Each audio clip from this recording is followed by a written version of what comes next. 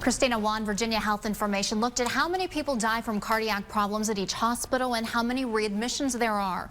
VHI hopes that everyone uses the report to come up with a heart health plan because you may not have time to decide what to do in the heat of the moment.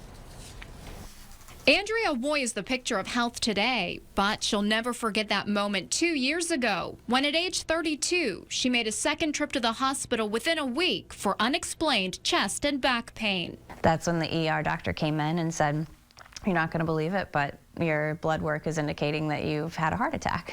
Usually when people have blockages, especially when as severe as mine was, you don't make it through it. We've seen a decline in mortality rates for heart attack over many, many years, and Virginia hospitals are really focused on that. VHI Executive Director Michael Lundberg says the new cardiac care report found stories like Woy's are becoming more common. There's a heart rating. The more hearts, the better. He hopes patients use the information to start a conversation with their doctors and decide where they can get the best care for their individual needs.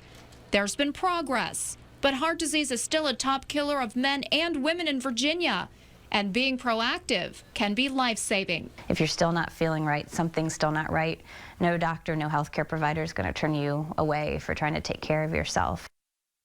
Now, in this report, scores are varied across the Commonwealth, but taking a look at hospitals in and around the city of Richmond, the news is pretty good for us. Out of 3 possible hearts on this report, Lundberg says most earned 2 for death and the readmission rate at those hospitals. That's average and where those hospitals were expected to be.